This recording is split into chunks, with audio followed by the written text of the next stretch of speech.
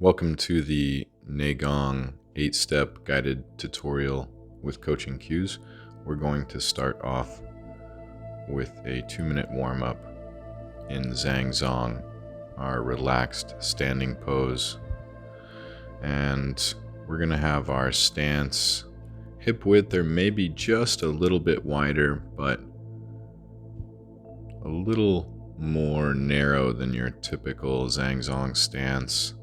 We're not too wide on this 8-step series, so our zhang may be a little bit more narrow stance to start, but all the other same cues. We've got the lateral borders of the feet parallel with each other, so that means that our feet, our hips, everything is just slightly turned in, and then we drop down into the ankles and the knees as we tuck the pelvis under to flatten out the low back and line up the spine with the heel line up through the shoulders and the ears.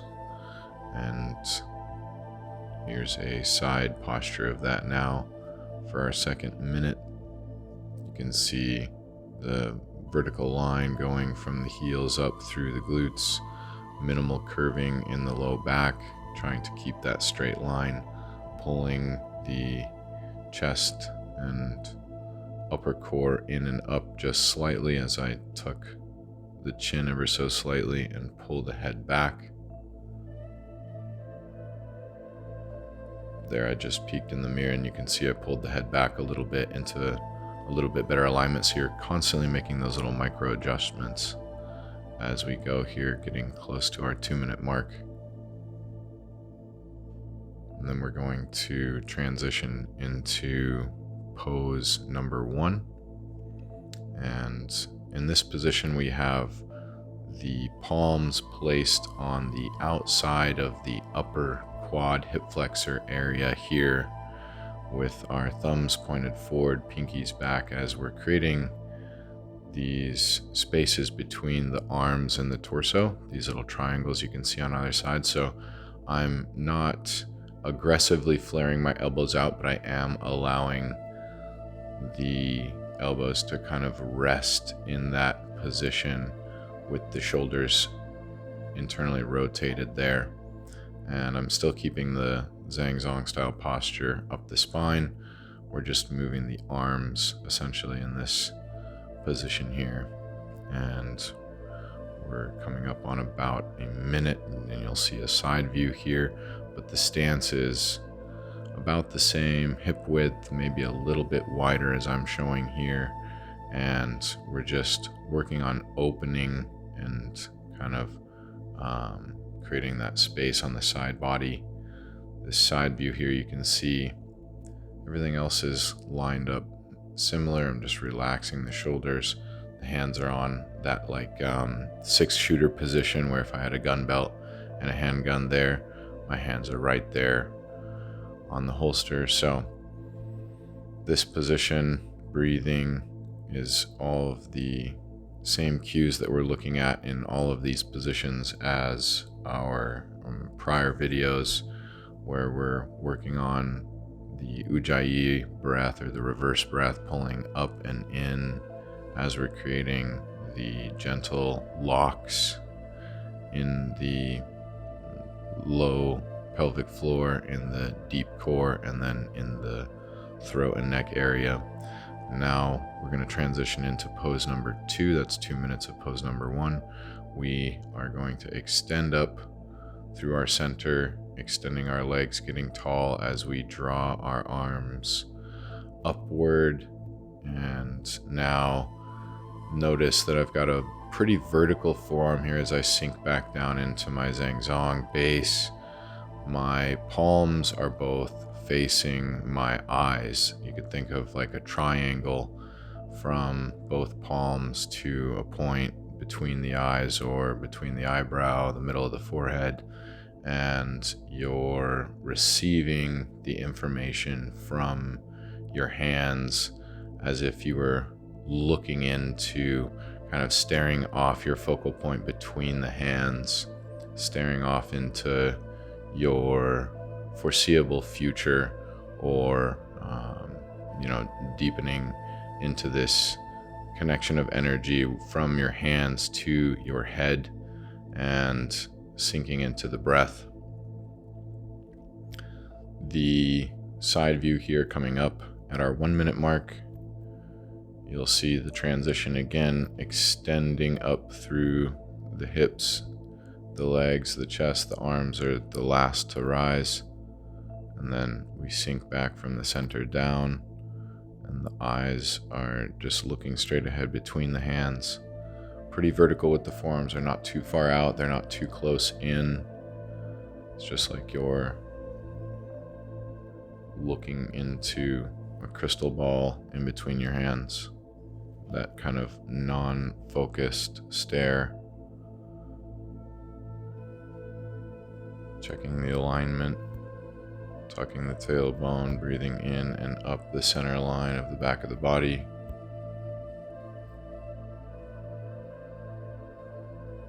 Holding here for another 30 seconds or so.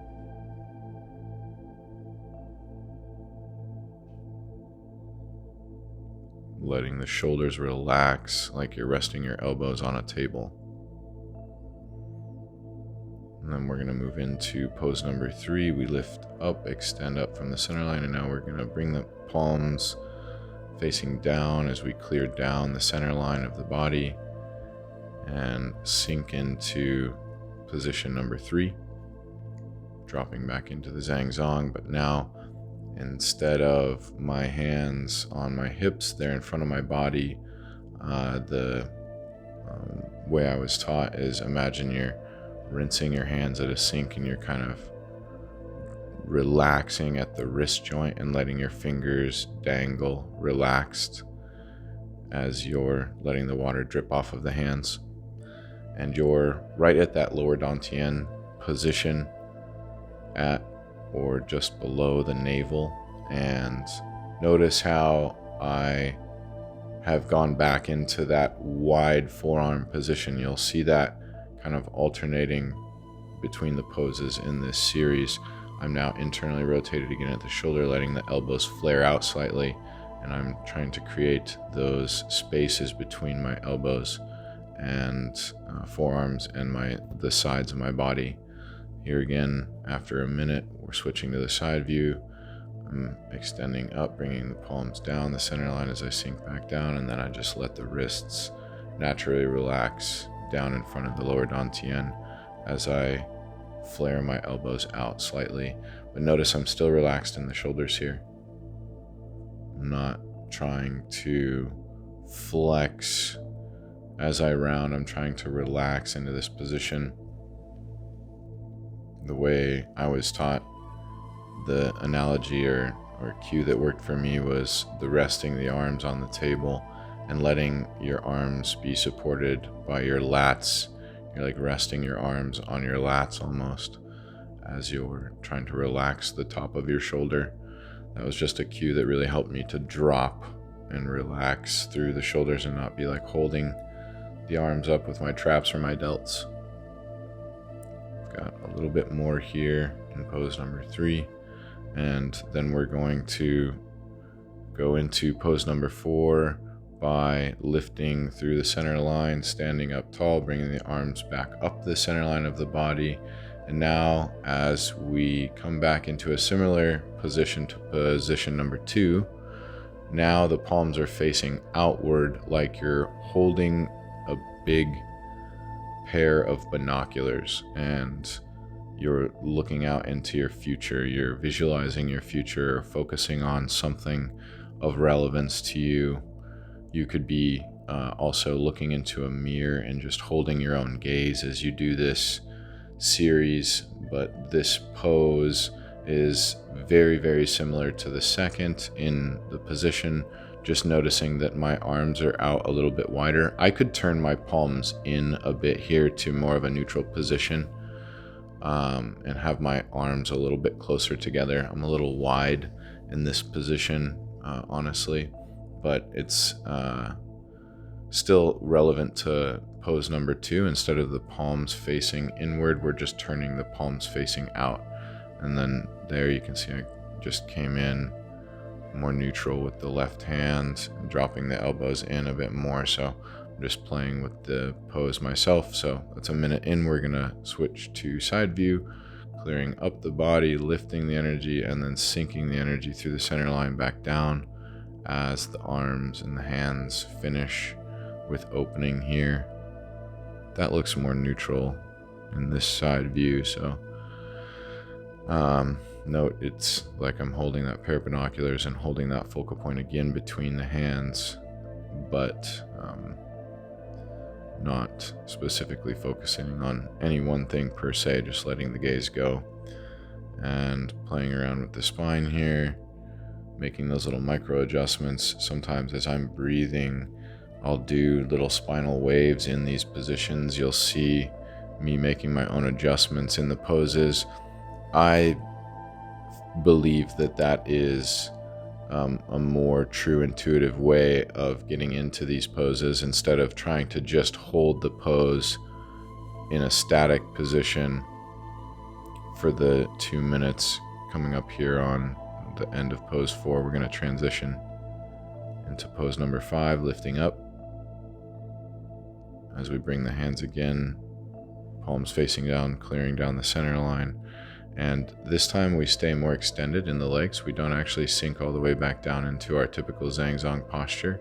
Don't let the knees and the ankles bend in this one. Stay more of a straight leg tall position.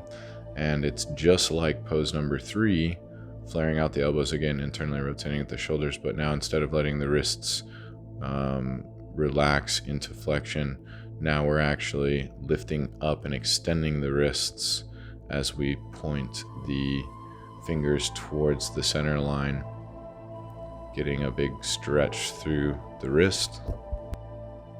The analogy is that I was given is holding the lid down on a pot of boiling water. You're trying to kind of push down into something, down into the ground. Still have a little bit of that same internal rotation at the shoulder, elbows flared out slightly, but trying to kind of emphasize that straightening of the arms as I direct the energy downward. Here's a side view after a minute there. Again, extending up through the center line, getting tall, and then dropping the arms down, keeping the height in the trunk and the legs as I bring the hands down in front of the lower dantian space. Now just wrists extended, fingers pointed towards the center line, which will help facilitate also the sensation of turning the elbows outward slightly, flaring the elbows out into that internally rotated position of the shoulder. Just checking my posture there, making the adjustment, straightening up that spine. Again, trying to maintain that ujjayi breath throughout this technique a little bit longer here. Pose number 5.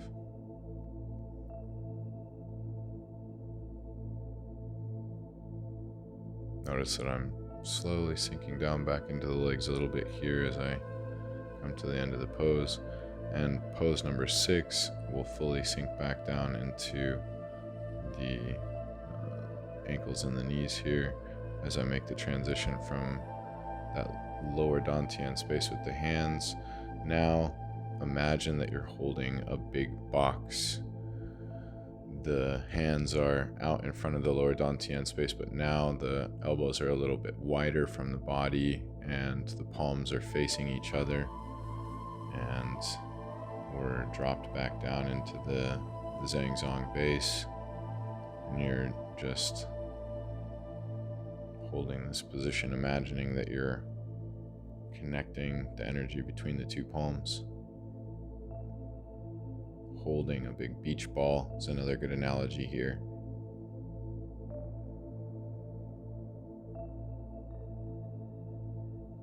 And continuing on from a tangent earlier, the micro adjustments in each posture will help to unwind certain areas of the body and can actually facilitate different sensations and experiences of learning. It's about a minute in. shifting to the side view. So I do encourage micro adjustments within each posture, playing around with some articulations through the spine, for example, with the spinal waves, or through the wrists, or adjusting and changing positions. Really master the base, and then once you have the base postures and positions, the original alignments start to allow your body to explore some of the different expressions of movement and variations within those movements as you grow in this position. So it's very small adjustments that you might not even see from the outside, but you're constantly in this game of dynamic tension, of balancing and moving. As you inhale, you change your center of gravity and you shift the weight through your body, and so on. We're coming up to the end of pose 6 here after a minute of this side view, noticing the alignment and the relaxed shoulders and the palms facing in front of the lower dantian, again holding the big box. Now we're going to transition into pose 7, where we actually just sink lower into the legs and allow the arms to flare upward, the elbows to flare upward and outward. So we're getting more of that internally rotated shoulder, flared elbow position as we have in the other poses. But now the forearms are more parallel with the floor, and the wrists are again back in that relaxed position like they were in pose number 3.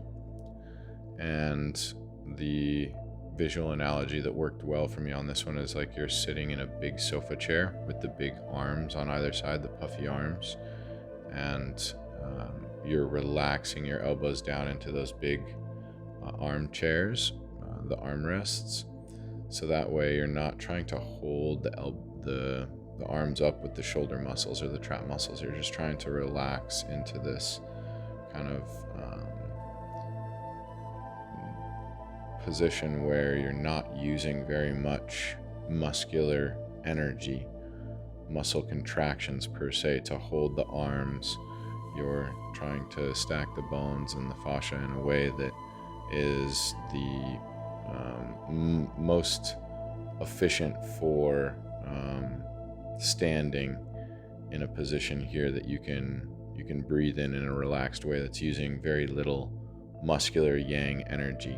The more stillness that a practice brings, the more yin energy it cultivates, which is why I love this Nei Gong series so much. There's a lot of little micro adjustments, but it's still a very yin-based being, stillness practice. And from a standing position, I find it brings a new layer of awareness to the body, and the concentration being on the different minute details for each position really allows you to maintain a high level of awareness. So that's the end of pose 7 here. We're going to finish by sliding the right foot together to meet the left as we transition, and we've got the left hand over the right here as we come into what's similar to a chair pose with the lower body in classic yoga class. Pose number 8 here has a zipped up midline through the lower body, so we're actually trying to kind of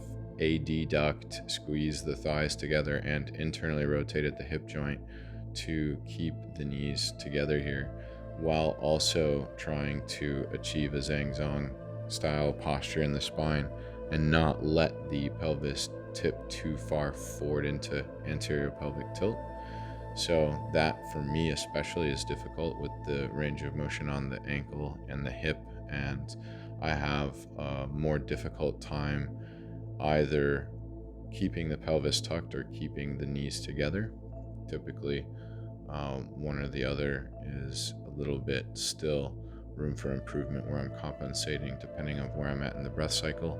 So you'll see here, likely from this side view, I haven't even watched this take yet, but you'll note some anterior pelvic tilt and or some lumbar extension, and that's just what's difficult for me in a pose out of all of these 8 that I have the most room for improvement on, I believe, is yet this pose, because this one's still more challenging for me. But we are squeezing up through the midline, squeezing the knees, squeezing the thighs together, internally rotating at the hips, and then trying to still achieve the upright posture, zhang style posture. And I'm a little overcompensated there in the neck, still playing around, there's the adjustment, making it neutral. So this is pose number 8. We've got another 30 seconds or so. And we're just spending about 2 minutes in each of these 8 poses, working on mastering the base positions and then making those little micro adjustments each practice. Filming is a great way to see improvement on this practice. So that's our 8-step guided tutorial. We're going to close the practice in any way you fashion. Here I am just taking a step back, bringing attention to the upper, the middle, and the lower dantian, and then taking a bow to the practice and the teachers.